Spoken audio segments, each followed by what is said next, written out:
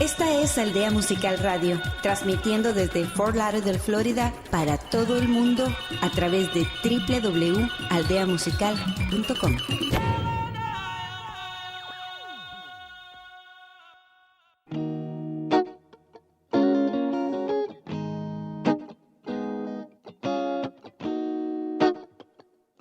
Bienvenidos al Rostro del Éxito, un segmento dedicado para el cambio de vida a través del uso de la herramienta de la educación.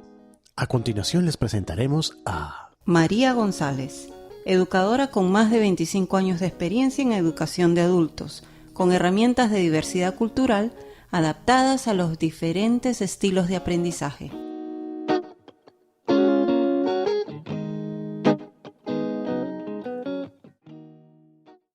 Globalization in the 21st Century Higher Education Classroom.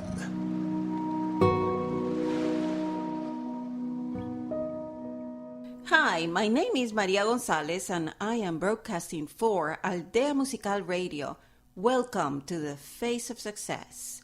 Since its inception in May 2016, we have an overwhelming response to the message that we are trying to raise awareness. One of them is about globalization, acculturation, assimilation, using education and information as the keys for a better and effective communication. The overwhelming response of more than 2,600 followers brought also the professional community. We invited them to join the mission of the Face of Success. In doing so, I have the distinct pleasure to introduce Mrs. Althia Ellis. She is the finest professional and educator that I've met in my life journey. Mrs. Ellis is a PhD candidate at Florida Atlantic University. She's also the author of two wonderful books, Coming of Age at the Focal Point, How Senior Centers Enhance Quality of Life for Older Adults, and the Kids Roadmap to Business Ownership. I have the distinct pleasure to introduce to the Face of Success my friend, my colleague, Mrs. Althia Ellis. Hi, Althia. It's a pleasure to have you here. We would like to ask you some questions, if that is okay with you. Well, absolutely. Well, first of all, how globalization impact our classrooms? Oh, globalization has had a significant impact on the classroom, today's classroom, both in the online environment and also in the face-to-face environment. We have so many students who are coming from all over the globe to the United States to study. For instance, we have students from Asia, from Africa, and from South America. And in fact, many colleges and universities these days are recruiting these students. And they come, they study, and one thing I should add is that they actually help the budget of these institutions and also the economies of those local areas where the universities and colleges are located. And so they are here in our classrooms, and it's important for educators to know how to effectively manage in the classroom, lead in the classroom, so that these students are successful. What a challenge for an educator to be in a classroom nowadays.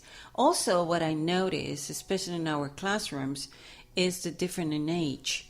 In some other cultures, people that come in of an age, they don't have the opportunity to go back to school. So how faculty will take leadership in dealing with that type of a scenario? Well, see, the good thing in the American society is that we welcome learning and lifelong learning, and I overwhelmingly support lifelong learning. And anyone of any age can study. It's up to the individual. You have to have that passion to learn more. And educators can be very helpful and supportive by providing the resources, given the information that's going to help students, older students, adjust to the 21st century classroom. Students can take advantage of resources such as the Writing Center, even the library. It has rich information to offer students. Even going to a ball game, students will get to have fun with their peers. They can build their socialization skills. That is important. And those are just a few of the resources that students are going to be able to use and to be successful in the classroom. I remember in my own process of acculturation, I decided to go back to school. At that time, I was in my 40s. It wasn't easy. It was a journey that started a long time ago, but being a lifelong learner, I decided to go back. Not only for my own education, but also to enhance my work skills. So my question is more into how do you see those women of 40 and 50s going back to school in the 21st century, in that classroom that we are trying to visualize here today? Wow, Maria, I really admire that about you. You have the courage to do that, and that is what we want women to hear.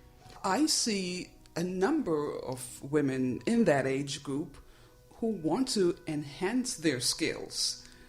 Some have been out of the workforce for a few years, some longer than others, but they have a passion and a drive to learn because there are so many things that are happening in our society. Things have changed from years ago.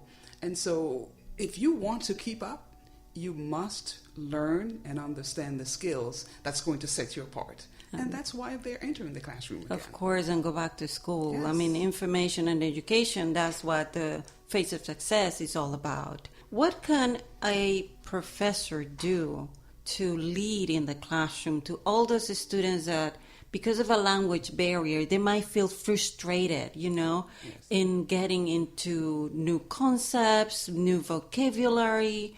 Right. How do they help them? First, it's important for professors, educators on a whole, to exercise cultural intelligence. And by that I mean they need to learn how to adapt in a context that's diverse. You have students from all over the globe, and you have to know how to relate to each of them. And so communication is the key.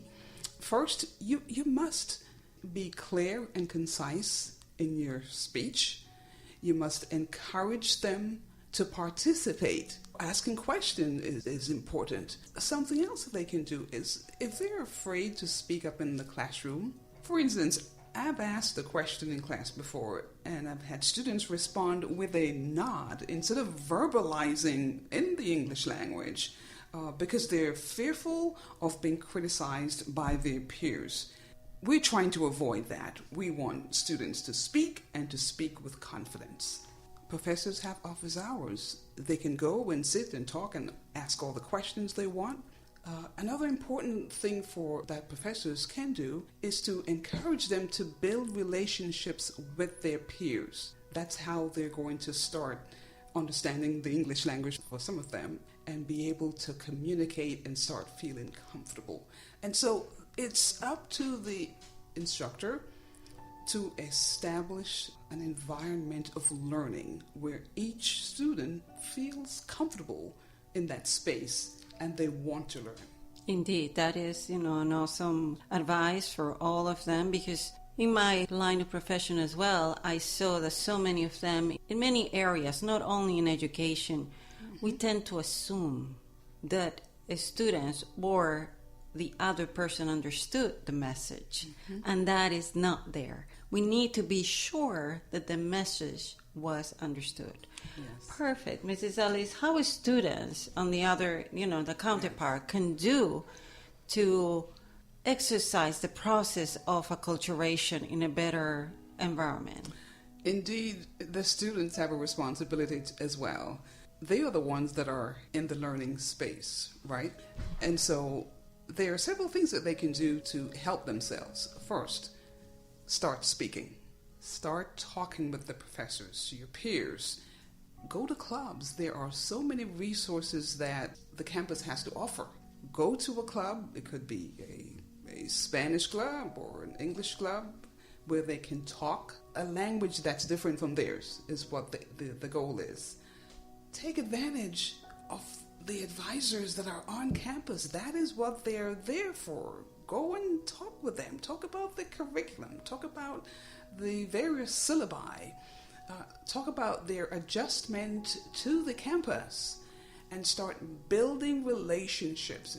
They must take ownership of what they have to do to succeed as a student. During the process of acculturation, many things will happen because one of them is the lack of information. As you said, institutions, academic institutions, they have a lot of resources and many of them they don't know. The other thing is about responsibility that you well said in the show, that they are not taking responsibility for their learning. So that is an important factor in acculturation. Yes, I completely agree. You know, when I speak to my students, when I'm in the classroom, I have to be mindful of their individual needs. It's my responsibility as an instructor, as a guide to these individuals, to lead them to the resources that's really going to enhance what they do, and it's going to help their success along the way. It's a partnership that we have to build.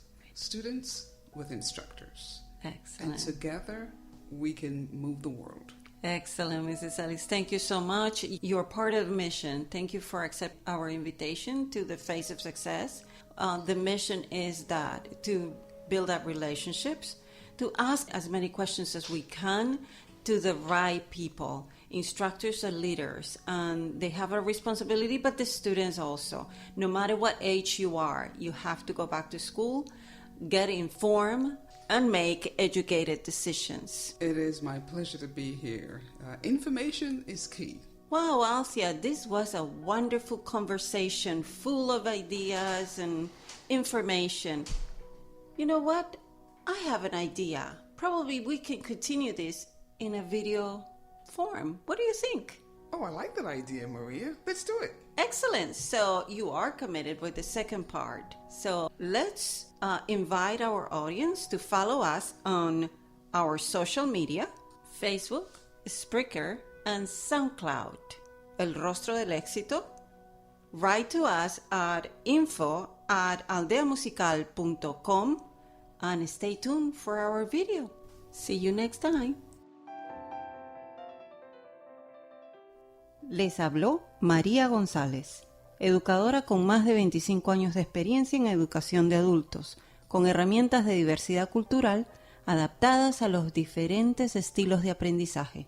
Déjanos tus pensamientos al respecto, conversa con nosotros y convirtamos este segmento en un semillero de alternativas y de ejemplos de vida. Y recuerda, construye tu propia confianza descubriendo las herramientas que hay en ti. Para más información, comunícate con nosotros en info@aldeamusical.com y en nuestra red social de Facebook, El Rostro del Éxito, enviándonos tu nombre y tu teléfono. Recuerda, info@aldeamusical.com y en nuestra red social de Facebook, El Rostro del Éxito.